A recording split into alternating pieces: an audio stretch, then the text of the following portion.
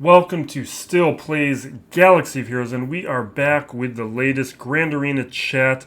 I'm just starting off with my own transition here, just because I want to make sure that I direct you guys to Glurmit's channel for part 1 of this conversation, and also to note that we recorded this just prior to the start of the 5v5 season, and either just after the Grand Inquisitor was added to the Journey Guide and I think just before the Leviathan release. So as you hear some of the things that we say, and you know that the information has been adjusted since then. So if there's, keep that in mind if things sound a little jarring and like we don't know what we're talking about, because the added information was not available at the time.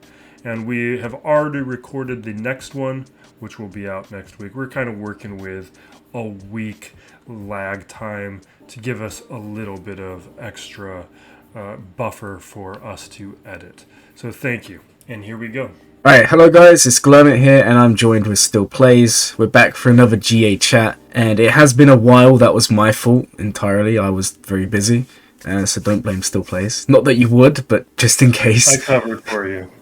Alright then, so let's talk a little bit about Grand Inquisitor. So, you guys will know the Grand Inquisitor event finally came back. It's been a long time. Well, I say that it came, in December, and then it came again, 4 or 5 months later? And it came again a month later. 3 or 4 months later. Now, I looked at the number about a week ago, and it was at 40 to 42,000. We're now at 48,000 7-star Grand Inquisitors. And the chances are there's going to be a lot more unlocked in the coming weeks and months. So we wanted to spend some time and give you guys a mini crash course on GI, because he is a good character. In TW, he's very, very good. In GAC, he's still very strong. And we know a lot of you are going to unlock him, and some of you may have seen other people in the community say that GI is not as good as they should be, and maybe some of you are put off using him. So my first question to you is, are you going to tell people offense, defense, or both?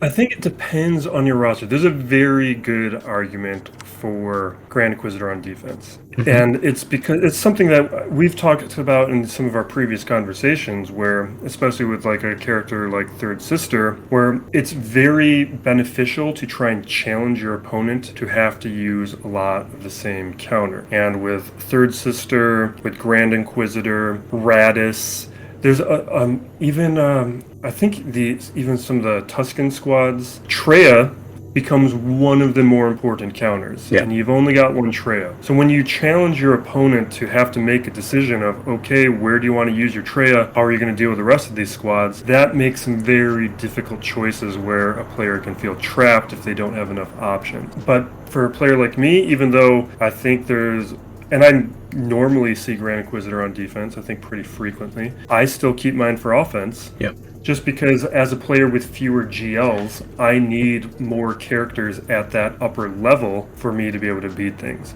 Because even like you brought up the Bastila, JML, Watt team, huge problem. But you can 2-hit it. I'll take Jedi Knight Revan, take out Bastila Shan and Watt, and then I can bring Grand Inquisitor in to clean it up.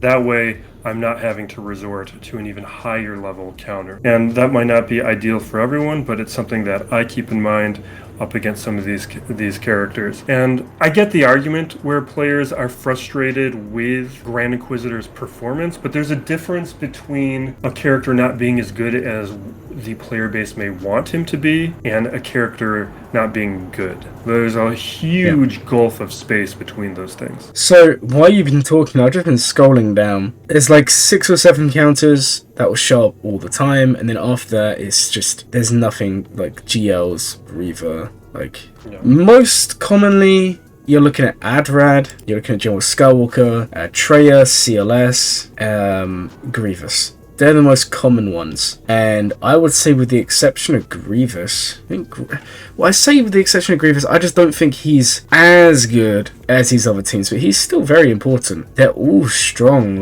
high investment counters. If your opponent's gonna set Reaver, granted, we're talking Grand Inquisitor, but the point still stands. It doesn't really stand.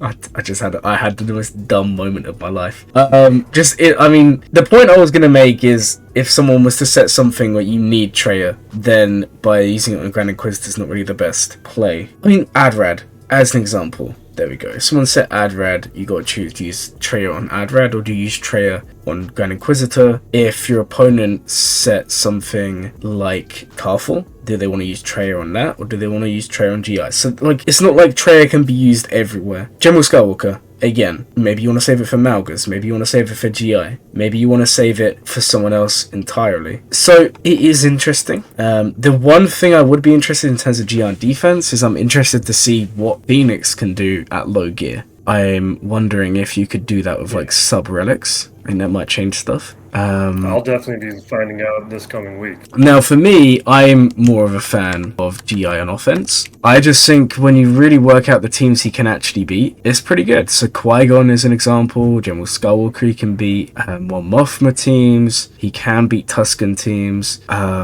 Geos. I mean, these may not be the best teams ever, but they're also not bad teams, you know. So, for me, I like to leave him on offense, and if there's a Jedi team placed, he'll kill that, and if not, I'll just use him on whatever's left. Now, obviously, when I get Reva, that may change, so who knows. Yeah, my advice to people out there, like, don't believe the hate. GI is actually pretty fun. And I also do the Grand Inquisitor up against General Skywalker when I see him. But I did fail once. But this ties back into Datacrons because the guy had a Datacron on there. It was from the last set. I forget exactly which one it was. But the reason it beat my Grand Inquisitor was every stat was percent armor. He had re-rolled for that. It was some level 9 Cron. Everything was percent armor. And I just could not get through him. It was, and those are the advantages that Datacron can give, where a fairly effective counter like Grand Inquisitor up against Gas was nullified by an excellent Datacron choice. Yep. Alright. Anything else you want to say about GI, or should we move on to I think the thing we can briefly touch on, because this might be helpful, is when we're thinking about the squads, like we just finished up 3v3, so maybe how to divide them is less relevant. But it's also which fifth one do you want to take to R7 to get those third sister shards. So it's something where I went with 8th Brother. I know a lot of players go for second sister because of the ship, but for me, it's worth reducing the RNG by going for just a character that has a little bit more synergy with an Inquisitor squad than Second Sister does. But the ship argument's a strong one because your investment is counting in two places. So I did something that probably no one's ever done, and I went 8th and 2nd, but not 5th. Now I am 3 for 3 from Reaver Mission, so you can do it. I'd already done Second Sister for the ship, like one in advance, and then the event rolled around and I did 8th, and I just never got around to doing 5th.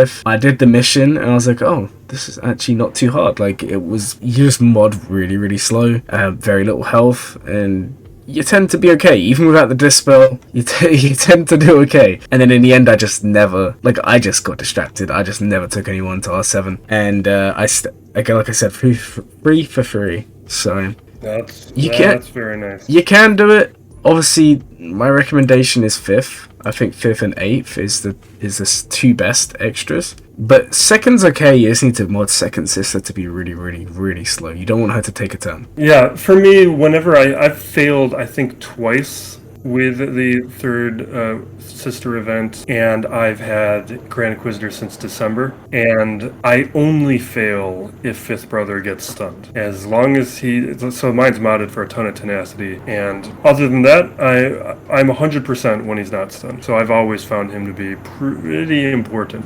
Oh no, the Dispel is definitely really good. So when I've done it, normally 1 or 2 turns in, a Scavenger will come out of stealth. I had one time where they just didn't ever come out of stealth. I actually killed like everyone before I killed them. But because the team was so slow, I just wasn't getting many. Yeah, the dots were helping me, and I wasn't getting many thermals on myself. So that's just what I've been doing. It's worked for me. And like, you do need one person in your guild. This is a really good point, to be able to do the mission without 5th Brother, because 5th Brother is a platoon for that sector. If you're in a guild that needs to max all of the what are they called now? It's not platoons anymore, it's something else. But say you're in a guild that needs to get 6 out of 6 and you need to do GI in one phase, you need someone to do 5th Brother. Now in the past this wasn't an issue because there was bound to be people who didn't have GI but did have Fifth Brother done. So someone in your guild is going to have to take one for the team and do it without Fifth. So it's just something for you guys to know. Yeah, especially long term, because I think right now a lot of guilds are priming the territory in advance. But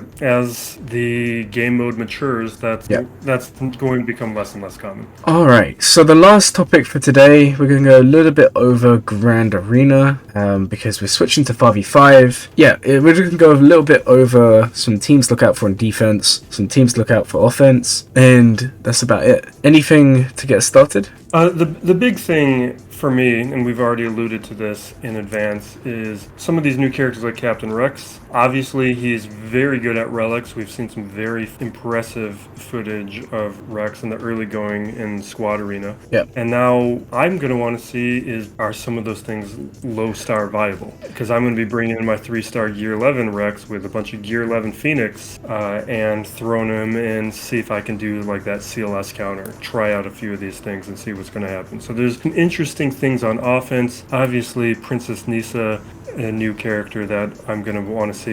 Is that going to alter what's going on with Ewoks at all? There's a lot of new things happening this season that I'm looking forward to, just because the game's been receiving a ton of new content. The one thing I did want to mention in terms of teams, and I didn't bring this up when we were doing our Grand Arena recap, but one of my opponents beat my Profundity with the Executrix, Fury Class Interceptor, Sith Bomber, and the Shuttle, which I was very surprised by. It wasn't a counter that I was familiar with. It's something that I'm going to be looking at because I'm still at least a month away from the Leviathan, depending on the next time it shows up. So there's going to be a period of time where maybe I can look at other kinds of counters as everyone is shifting through this period of fleet shakeup. So I was just looking up Captain Rex from the last 3v3.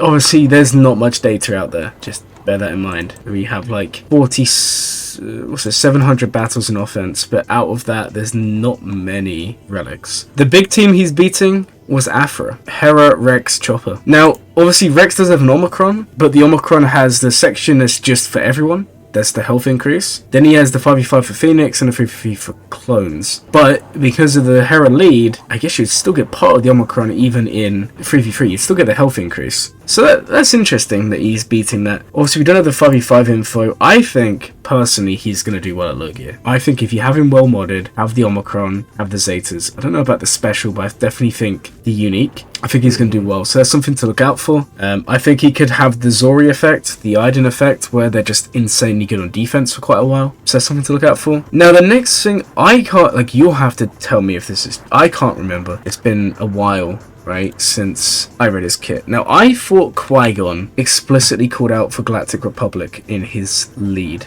You know, the Omicron? No, you can bring in any Jedi, because I know there is a lot of speculation with Revan or Jolie in that squad when it was first released. Yeah. But Kiadi Mundi has that Galactic Republic condition. Yeah, that's what I thought. And I know Jedi Anakin has it as well, believe it or not. Yeah, that one I wasn't too sure. Someone messaged me this morning, and I don't pay too much attention to, I don't use Qui-Gon too much. And they were saying, like, oh, there's no longer the Galactic Republic thing. And I was thinking, oh, really? That would be interesting. But then, turns out Anakin's 100% offense, whatever it is, he gains. That is Galactic Republic, Cam's Galactic Republic. Okay, so in terms of teams to look out for, right? I think on defense, Reaver's something to look out for. Just making sure you have something to keep for offense. So in the past, we did speak about that. We went over Bounty Hunters. We went over what's it called? Treya. Another team that's turning out to be really, really good against that is actually Malgus. So if you are someone who has Malgus, which I know is quite a big deal because he's a good defensive not GLB, might as well be. But he's a good defensive character. Malgus is 79% success rate against Reaver. Yeah, that's pretty good.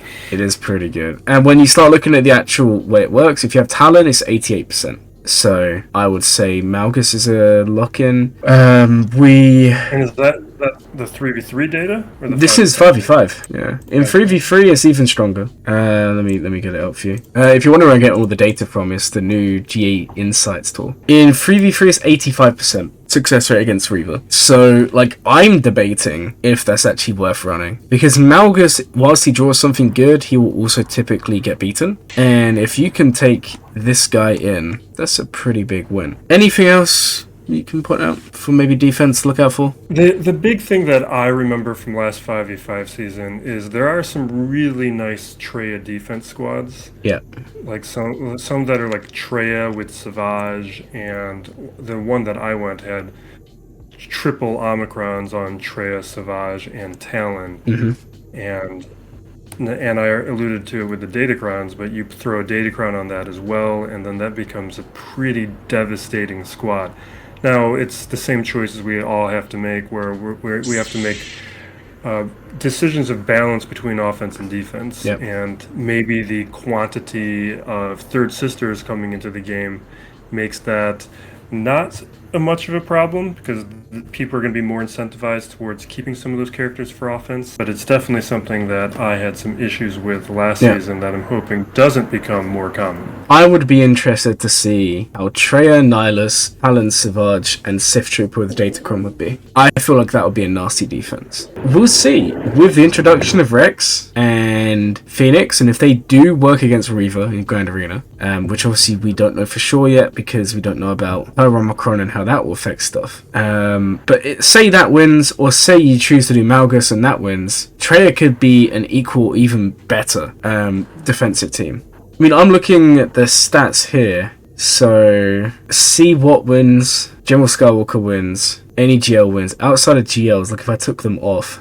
like the best win rate is like 64%. In fact, without a GL, only 26% of all battles are wins. And I think if you put in Sith Trooper, that would be even crazier because he's going to hit like a truck. Anything else, or should we wrap it up? Thank you, everyone, for joining us on this Grand Arena chat. This is Still Plays and Glurmit, and we will be back shortly for the next iteration of these. So be excellent to each other, and Glurmit. Just make sure to comment on both videos and tell us questions you want us to answer, because that's something we would like to add in.